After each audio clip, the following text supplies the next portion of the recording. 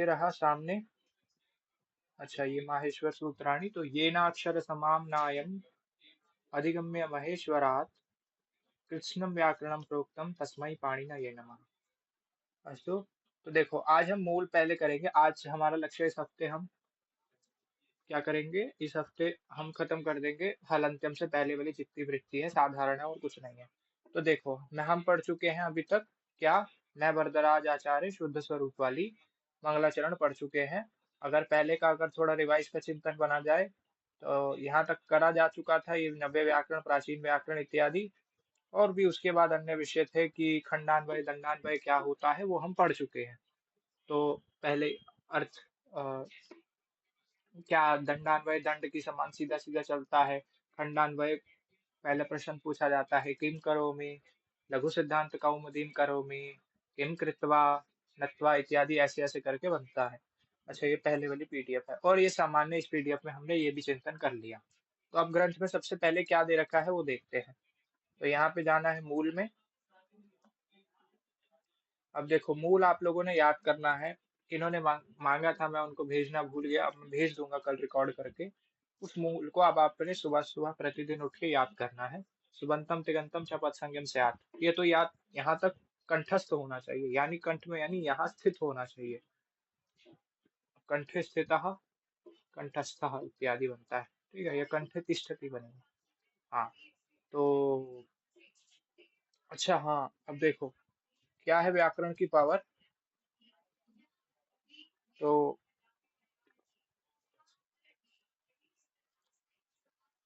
ठीक है, तो एक धातु होती है जिसको तिष्ठ आदेश होता है। किसी को पता है कौन सी धातु होती है वो? तिष्ठ, जिसका तिष्ठति रूप बनता है। हाँ जी, हाँ जी, बोलिए, सीधा बोलिए।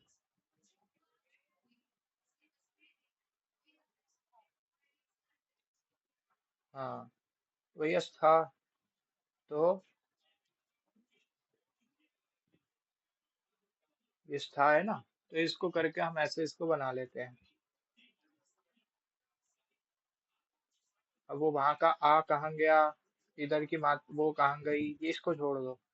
ये क्या लिखा है, कंठस्थ इत्यादि, तो ऐसे शब्द बन जाते हैं।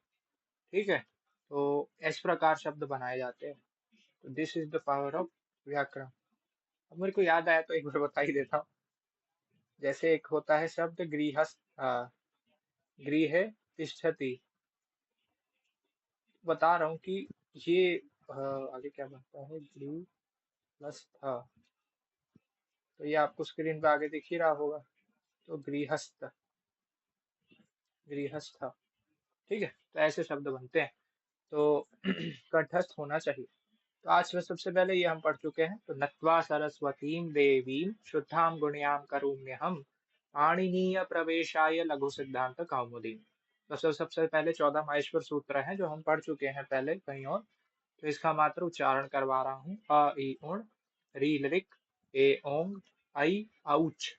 ठीक है, ये क्या है, ए ओंग, आई औच, ह या वरट, लण, आगे य, मा, ङ, ण, न, यमगणनम, यमगणनम, यमगणनम, झ भ य, झभय, घ ढ ध श। अब जब अलग अलग पढ़ेंगे ना, तो यहाँ पे जो हलंत वाला है, इसको इसको पूरा पढ़ना पड़ेगा, जैसे घ ढ ध श, ऐसे पढ़ना पड़ेगा। लेकिन अगर स्पीड में पढ़ेंगे तो घड़ धश। तो उसको ये रहना चाहिए, वो हलंत है, ऐसे याद होना चाहिए।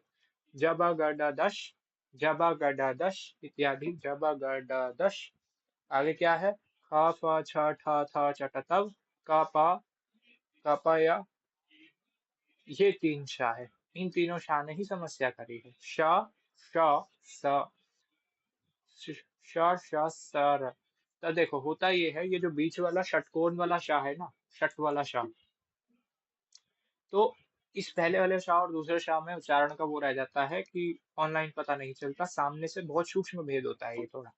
तो जैसे शो, एक है श, जीभ को थोड़ा घुमाना पड़ता है, वो देखना। ठीक है, तो आगे क्या होता है, हल। तो किसी, यही है जिसका उच्चारण ठीक नहीं है, वो किसी अपने विद्वान, तो आपके आगे आसपास होंगे ही, सारे छात्र हैं, तो वहां जाइए, किसी विद्वान से पूछ लीजिए, मेरा एक बार उच्चारण सुनिए, वो आपको उच्चारण बता ही देगा। तो इसको आप पढ़ेंगे क्या है, इति माहेश्वराणी। देखो महेश्वराणी नहीं है, इति माहेश्वराणी सूत्राण यणादि संज्ञार्थानि। तो अब यहाँ पे आने वाली है सारी समस्या कि उच्चारण कैसे करा जाए। तो आज इसलिए पहली है, लेकिन यह है कि इति माहेश्वराणी सूत्राण यणादि संज्ञार्थानि, ये है। तो एक बार पलक जी आप इति से लेकर इत संज्ञा कहाँ तक पढ़ के बताइए सबको।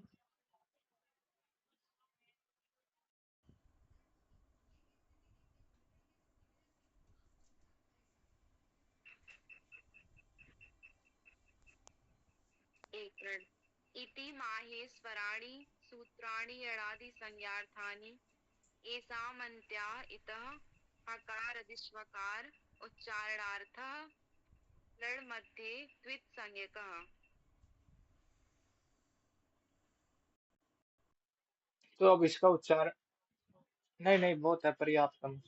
तो जैसे उच्चारण इन्होंने करा, तो जहां जहां पे जहां जहां आपको लगा त्रुटि, आप जैसे आपने भी कुछ सुना होगा, आपने इतना है कि शुद्ध करना है सबने। क्योंकि मेरे को पता है कहाँ पे किसकी क्या गलती है, कि इतना तो पता चल गया है, सब कुछ ऐसा पढ़ा रहा हूँ, तो कहाँ क्या कौन गलत पढ़ता है। तो क्या करना है, उच्चारण करके मेरे को भेजना है कि भैया ये हमारा ठीक है या नहीं। तो इति माहेश्वराणि सूत्राण यणादि संज्ञार्थानि, अब एक साथ बोलना है, सूत्राण यणादि संज्ञार्थानि येषाम् अन्त्याः इतः, ये लिखा हुआ है वहां, येषाम् अन्त्याः। अब हम इसको ये भी पढ़ सकते हैं, हरिओम जी, क्या है, येषाम् अन्त्याः, येषाम् अन्त्याः इतः भी पढ़ सकते हैं, लेकिन क्योंकि वहां पे विभक्ति होती है तो हम थोड़ा अलग अलग करके पढ़ देते हैं, येषाम् अन्त्याः एक ही बात होती है वहां। फिर आगे क्या है, हकारादिश्वकार। देखो हकारादिश्वकार, अब इसका संधि विच्छेद अभी देखेंगे, पहले मूल पे ध्यान देना है। हकारादिश्वकार उच्चारणार्थ, तो आगे क्या है, ये है। पूरे जितने भी मूल पाठ कराने वाले हैं इसको वो संधि विच्छेद करके पढ़ते हैं। लण मध्य तु इत संज्ञा कहा, यहाँ पे ये नहीं लिखा हुआ, यहाँ लिखा है लण मध्य वित संज्ञा कहा। तो थोड़ा आप देखते हैं यहाँ पर। तो एक बार आनंद जी इसका इति से लेकर संज्ञा कहा तक का उच्चारण करिए।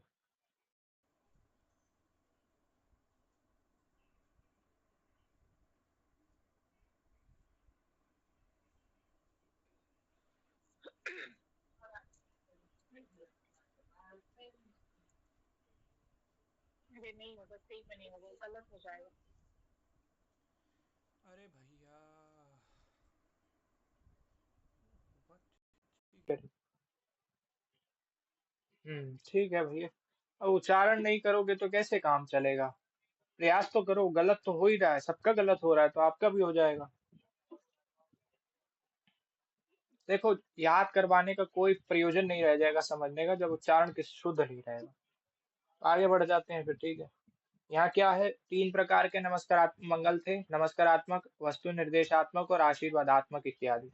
तो आप बढ़ते हैं, जैसे उन्होंने यहाँ लिखा हुआ है, देखो। तो इति माहेश्वराणी, अब जैसे टिप्पणी में जैसे उन्होंने लिखा हुआ है, तो पहले एक बार उसे पढ़ते हैं। तो साधारण है ये तो, अब इसलिए टीका बहुत आराम से चलती रहेगी, नोट्स की भी आवश्यकता नहीं है। तो सृष्टि काल से आज तक उपलब्ध व्याकरणों में पाणिनीय व्याकरण ही सर्वोत्कृष्ट है। पाणिनीय शब्द का होता है पाणिनि द्वारा बोला गया।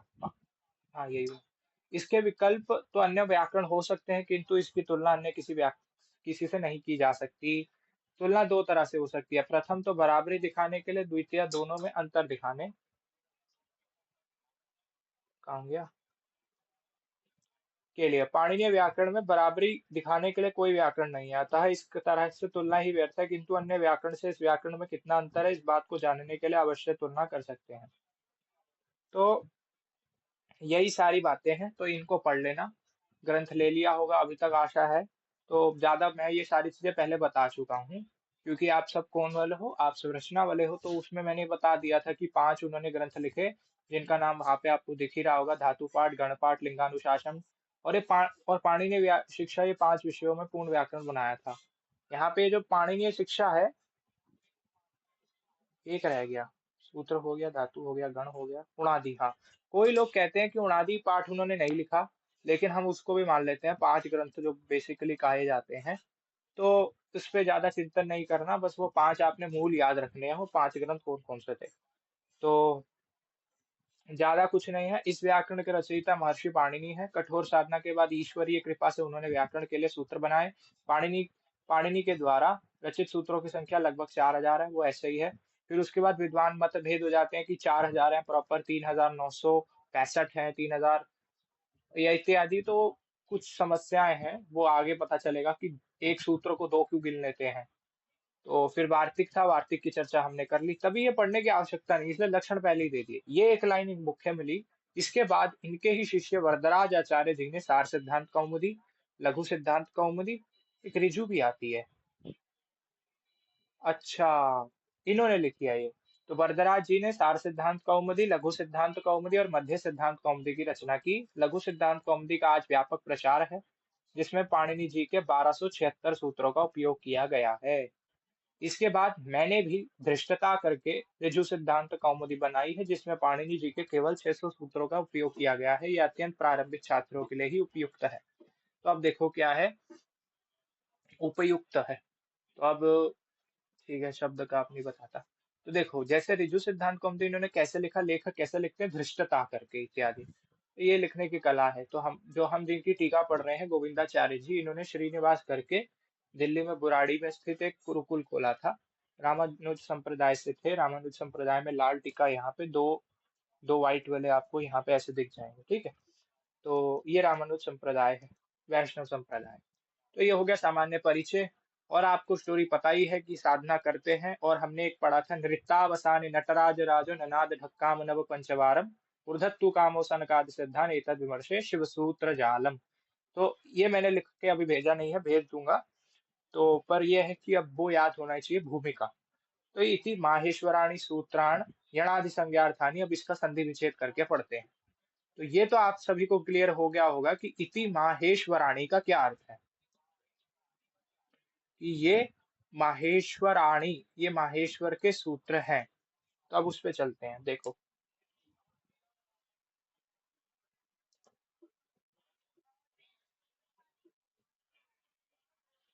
ये भी बोल दो, इति भोजनम पचतु।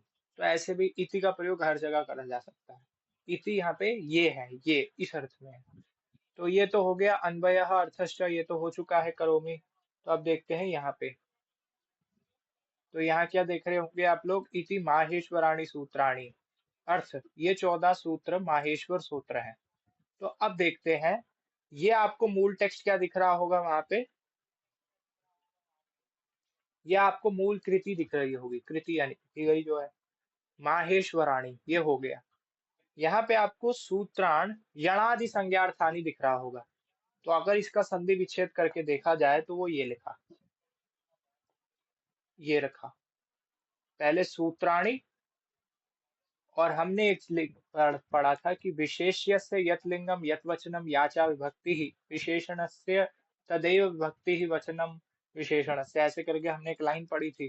तो क्योंकि यहाँ पे क्या है, सूत्राणी लिखा गया है, इसलिए वहां पे महेश्वराणी लिखा गया है। इतना तो अब आपको समझ में आ ही गया होगा। सूत्राणी बहुवचने, ठीक है, तो माहेश्वराणी माहेश्वराणी इति शब्दः अपि बहुवचने। तो ऐसे हो जाता है। तो अर्थ क्या है, ये 14 माहेश्वर सूत्र हैं। आगे संधि विच्छेद करके उन्होंने पढ़ दिया, अणादि संज्ञार्थानि। अब देखते हैं इसका क्या मतलब है। तो अणादि 42 प्रत्याहार सिद्ध करने के लिए है। तो अब देखो क्या होता है। मैंने अब आपको ये नियम हमेशा याद रखना है, हाउ डस व्याकरण वर्क्स, कि व्याकरण किस प्रकार कार्य करती है। तो व्याकरण क्या करती है, संज्ञा दे देती है, और संज्ञा से हो जाता है लाघव। तो क्या कहते हैं प्रांजल जी, क्या कि उसके क्या है, व्याकरण पढ़ने के प्रयोजन बताइए जरा, क्या क्या है।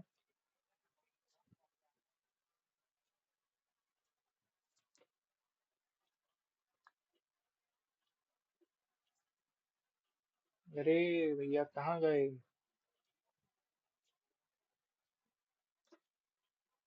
वो प्रांजल जी है या नहीं, माइक ऑन कर नहीं रही। तो किसी को याद है वो लाइन, व्याकरण के 5 प्रयोजन क्या थे?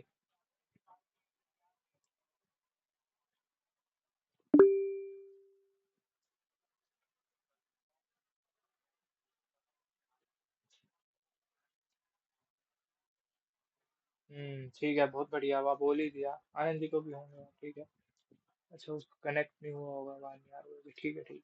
तो क्या है? अ, ई, उ और ण।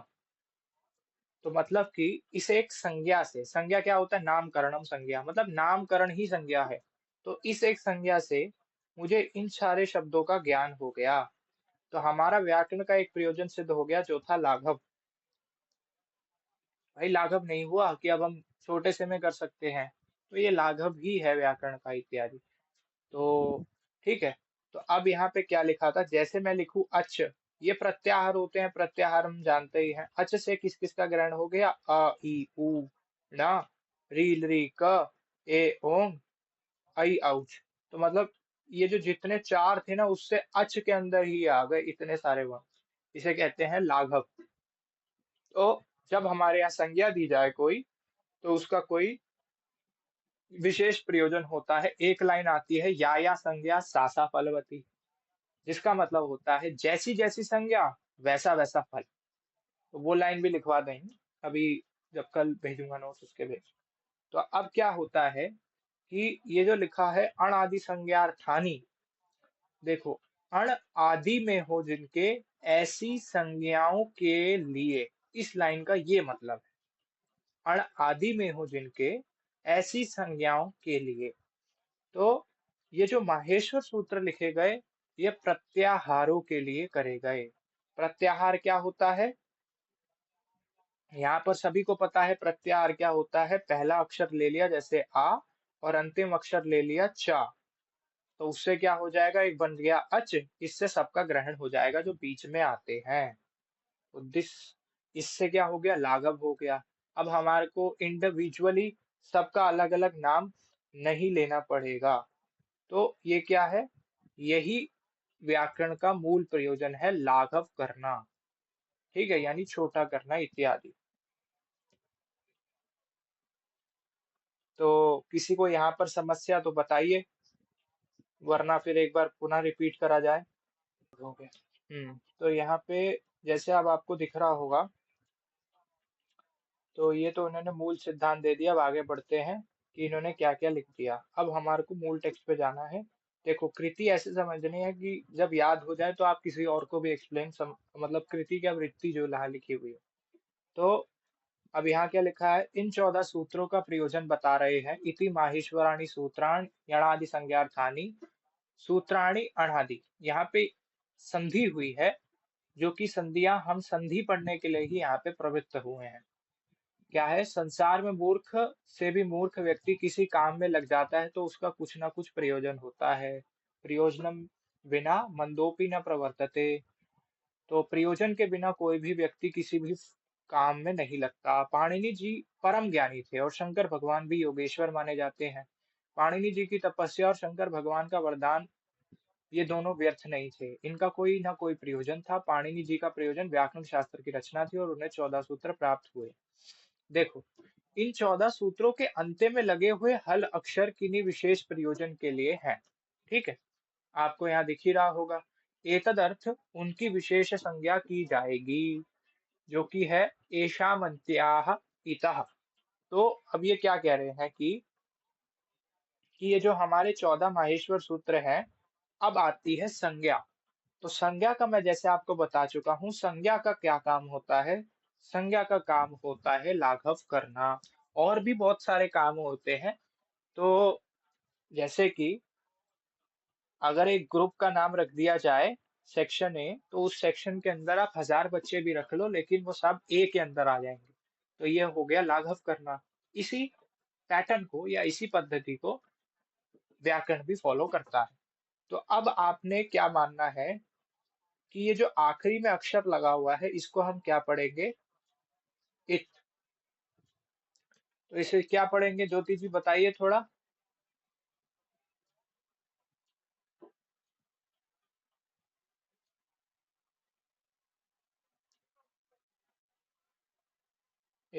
तो ये जो हो जाएगा इनको बोला जाएगा इत वर्ण। ठीक है, इत वर्ण लेटर जो भी है, तो ये हो जाएंगे इत। क्यों? क्योंकि इन्होंने आखिरी में लिख दिया, जो मूल की वृत्ति है वो रहा, ये रहा आपके सामने, एशाम अंत्याह इतः। एशाम, तो एशाम कहाँ बनता है? इनका एशाम बनता है, कहीं ना कहीं बनता होगा, तो कोई बताएगा एशाम कहाँ पे बनता है?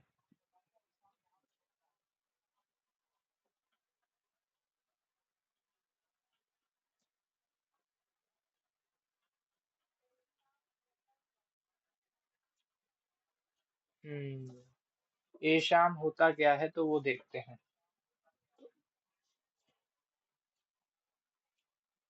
इसलिए शब्द रूप आपको याद करने के लिए बोले थे। किसी को एषः एतौ एते एतम एतौ एतान वाले अगर आप लोगों को शब्द रूप नहीं याद, तो रचना अनुवाद कौमुदी जो पढ़ी थी वो कहाँ चली गई? तो देखता हूँ, लिखाता हूँ सामने।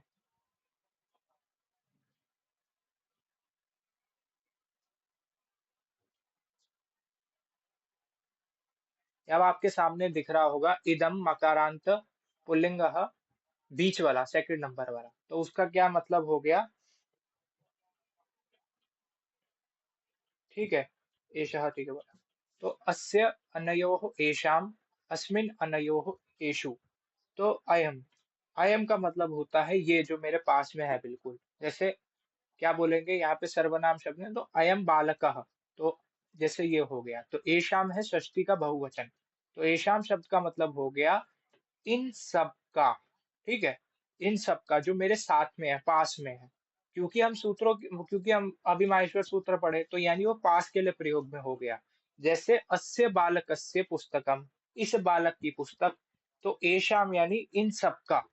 इन सब का किनका? सूत्रों का, माहेश्वर सूत्रों का, जिनकी हमने चर्चा करी। तो जैसे वहां लिखा हुआ है,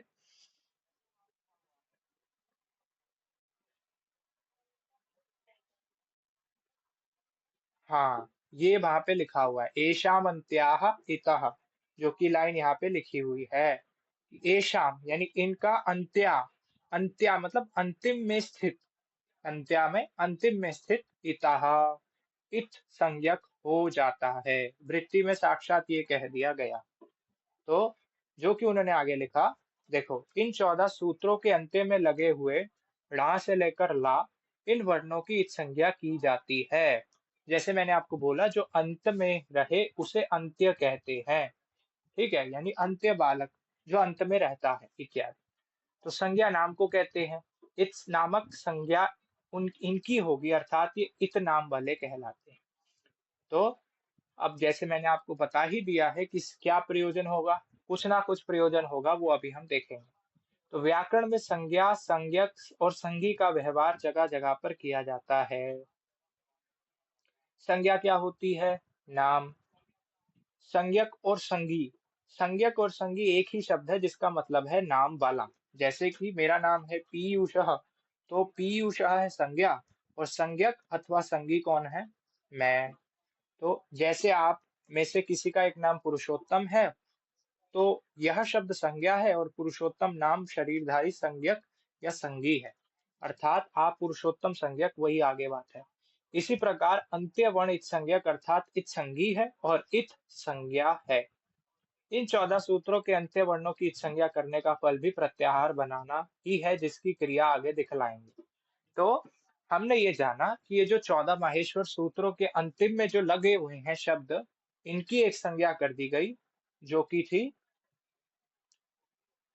अरे मूल चला जाता है ना फिर यहाँ से, तो वो जो कि हो गई इनकी संज्ञा, हमारी इत संज्ञा, ये रहा, इति माहेश्वर। ठीक है, तो अब हम इसकी कर सकते हैं, मैंने उस वाले फोटो पे भी दिखा दिया कि ये है माहेश्वर सूत्र। और अण आदि संज्ञाएं बनाने के लिए, यानी अण आदि 42 प्रत्याहार जो बनेंगे, उनकी सिद्धि के लिए ये जो माहेश्वर सूत्र हैं वो लिखे गए हैं।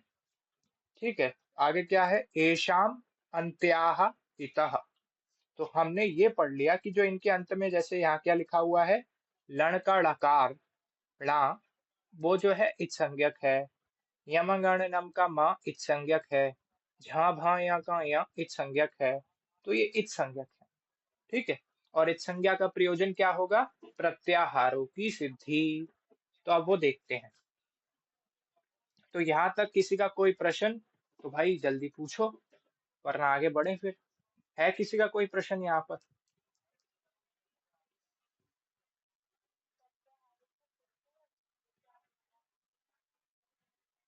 इनका जो साक्षात प्रयोजन है वो ये है कि प्रत्याहारों की सिद्धि, यानी प्रत्याहार का निर्माण करना, प्रत्याहारों का, वही इसके लिए इनको इत्संज्ञक बनाया गया।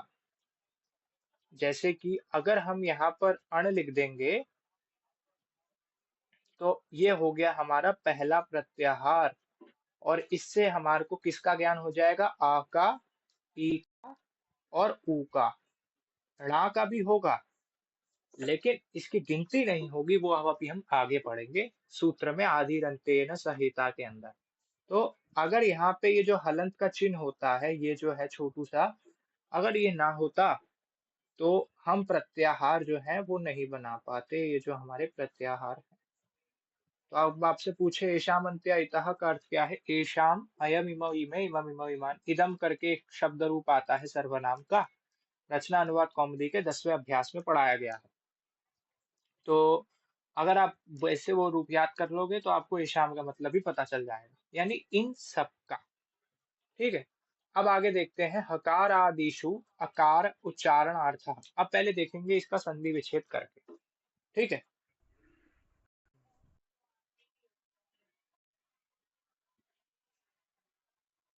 हम्म। तो जैसे अभी आप लोगों ने उदाहरण बताए, इति आदि इत्यादि ही बोला जाता है, ये है यण संधि के उदाहरण। और यण क्या होता है, इसका ज्ञान हमारे को देगा कौन? अभी बताता हूँ सामने। तो यण प्रत्याहार के अंदर कौन कौन से अक्षर आ जाएंगे, इसका ज्ञान भी हमारे को हो जाएगा जब हम प्रत्याहार बनाना सीख जाएंगे। तो वो रहा आपके सामने।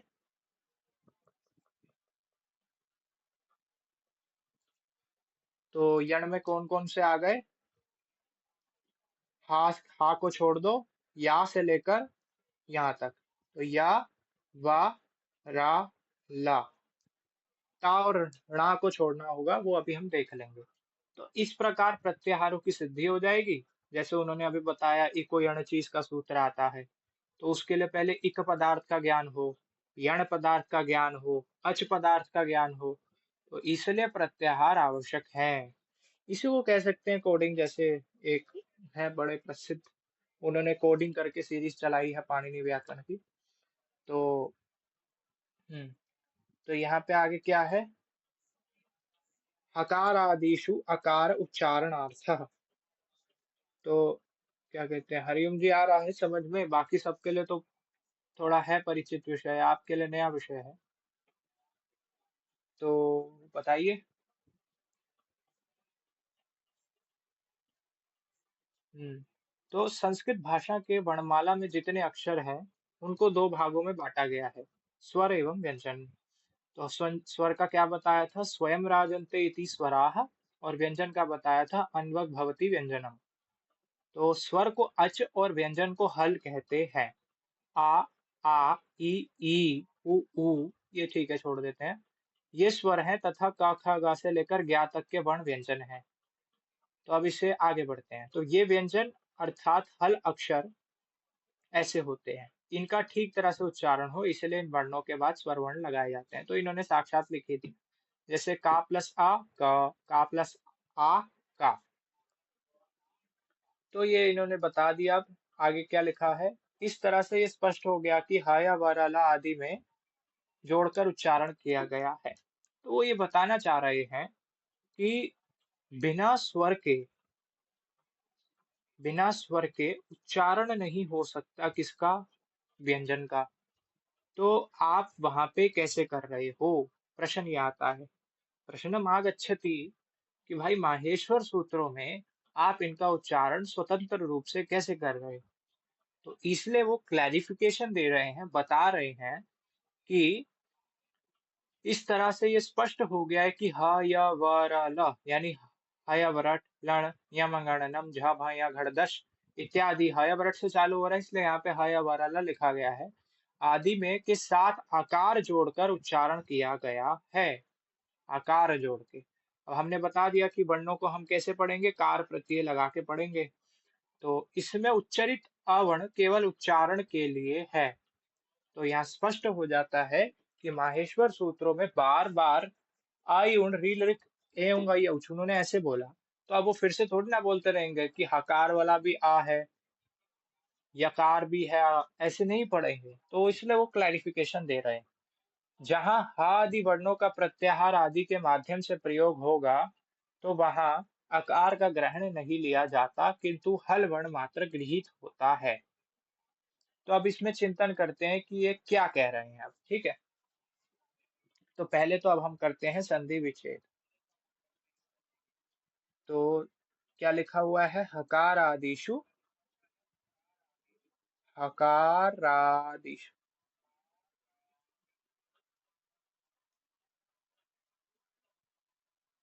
हकारादिशु अकारः, ये लिखा हुआ है वहां पे। तो पूछो।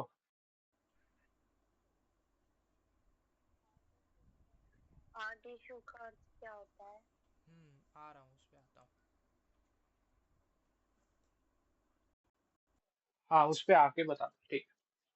तो कि भैया आदिशु का अर्थ क्या होता है, उस पे आते हैं।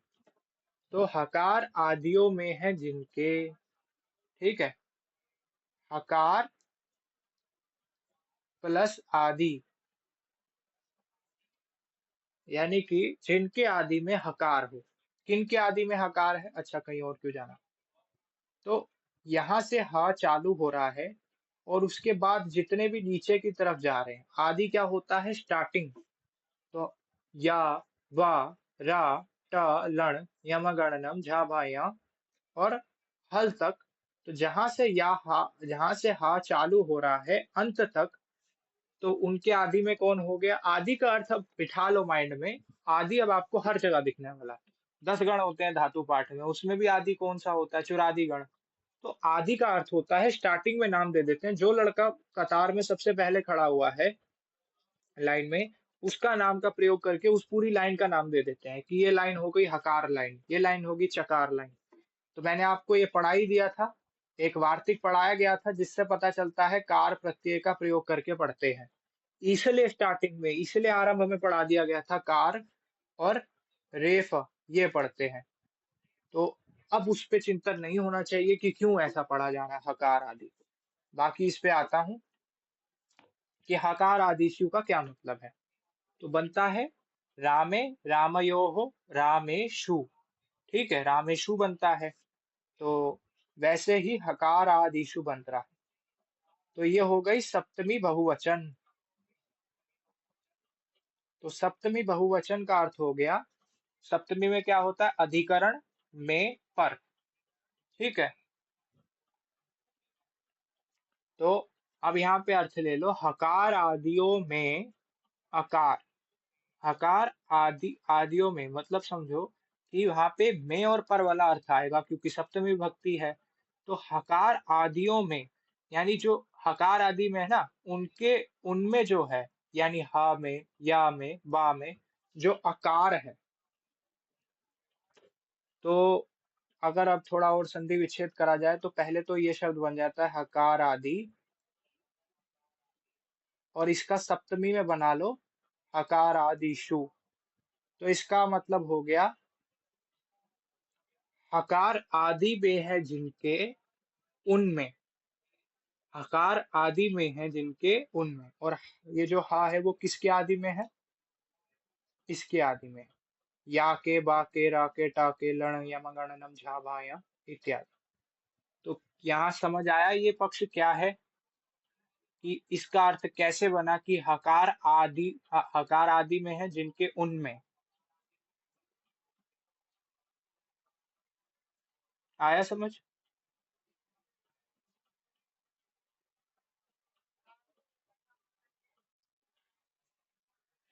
हाँ से लेकर अंतिम, अंतिम तक है, वो है हल वर्ण तक, जो कि 14 आपको नीचे दिख ही रहा होगा, अंतिम तक। तो हमें ये देखो 10 विभाजन तो कर ही दिया है ना 14 सूत्रों का। कहाँ से विभाजन कर दिया? पहले पहले ये जो 4 हैं ये हमारे हो गए अच वर्ण, तो इनकी तो बात ही नहीं कर रहे। वो जब चालू ही हा से कर रहे हैं तो हमें उसका चिंतन करना है। तो हमारा हल प्रत्याहार के अंदर तभी तो बोला जाता है कि हलों का ही दूसरा नाम है व्यंजन, क्योंकि हल प्रत्याहार में सारे व्यंजन आ जाते हैं। हाँ, ये 34 हुए क्योंकि हा का 2 बार ग्रहण है। हाँ, उसको एक ही बार गिना जाता है। वहां पे हा का 2 बार ग्रहण करा गया है, उसको एक ही माना जाएगा, 2 नहीं माना जाएगा। वो प्रत्याहारों की सिद्धि के लिए ही है, उस पर उन्होंने क्लियर कर रखा है टीकाओं में, मतलब कमेंट्रीज में। तो क्या है, अब वो जो प्रश्न आता है कि इसका क्या मतलब हो गया, हकार आदि में है, में है जिनके, वो क्या हो गए, हकार आदिशु, मतलब इस शब्द का ये अर्थ हुआ हकार आदिशु। ठीक है, तो हकार आदि में है जिनके वो वाले आकार। तो इस लाइन का क्या मतलब बना कि ये जो हा जो हमारा वर्ण है उसके अंदर जो आ है, या जो वर्ण है उसके अंदर जो आ है, वा जो है उसके अंदर जो आ है, मतलब कि अभी चिंतन हो रहा है। अब इतना तो आपको पता ही है, वर्ण विच्छेद करा जाए तो हा का जो आ है उसका क्या मतलब है, ये तो अब आपको पता ही है। या का जो वर्ण विच्छेद करा जाए वो ऐसे है, तो इतना तो क्लियर हो ही गया होगा। तो उसका वो प्रयोजन बता रहे हैं कि हम इनको क्यों पढ़ रहे हैं, कि ये जो पदार्थ हैं इनको हम क्यों पढ़ रहे हैं, इनके अंदर के आ को वो क्यों बता रहे हैं। तो उन्होंने आगे साक्षात लिख दिया,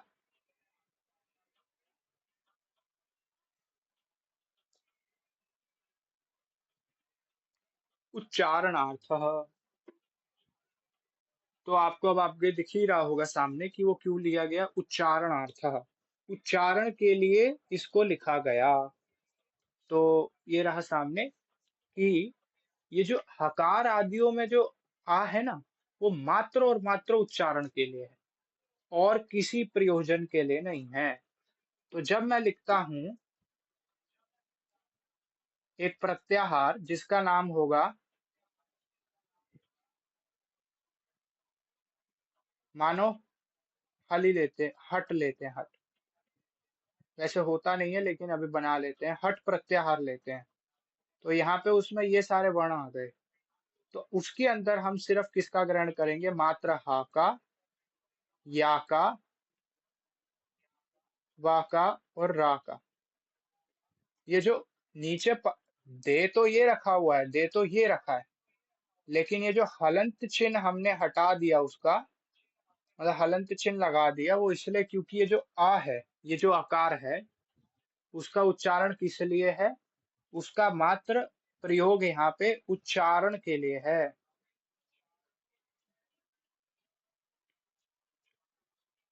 उच्चारण के लिए, तभी उन्होंने लिखा उच्चारणार्थ।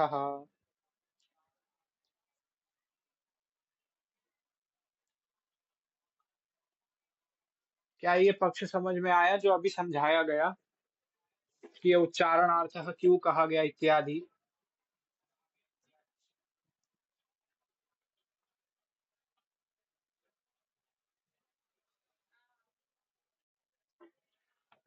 देखो इस तरह से यह स्पष्ट हो गया है कि ह या वरला आदि में ह या वरला के साथ आकार जोड़कर उच्चारण किया गया है।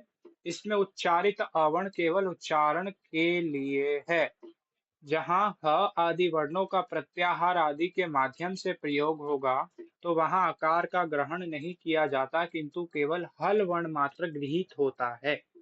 तो अब ये क्लियर हो गया होगा कि जब मैं बोलूंगा हल, तो हल के अंदर के सारे व्यंजन आ जाएंगे जो कि 33 हैं, परंतु जो उनके अंदर आ बोला गया है वो नहीं आएगा। ठीक है, तो हमारी जो मूल है, मूल के अंदर एक लाइन रह जाती है जो कि है ये, क्या लिखा हुआ है, लण मध्य वित्त संज्ञक। कोई इसको लण मध्य तू इत्संज्ञक ना बोले। वो हम चिंतन कर लेंगे कि इसको संधि पढ़ के थोड़ा अभी लिख के सब भेज दूंगा संधि करके और उसका क्या क्या मूल का अर्थ है। तो लण मध्य वित्त संज्ञक। तो वित्त संज्ञा कहाँ पढ़ेंगे पहले जो लण मध्य, ऐसे देखो लण मध्य वित्त संज्ञा का। तो ठीक है, तो किसी का कोई प्रश्न तो वो पूछ सकता है, बाकी कक्षा का समापन करें। कल हम ये पढ़ेंगे और कल हम हलंत्यम से चालू कर देंगे आगे का हमारा अभ्यास।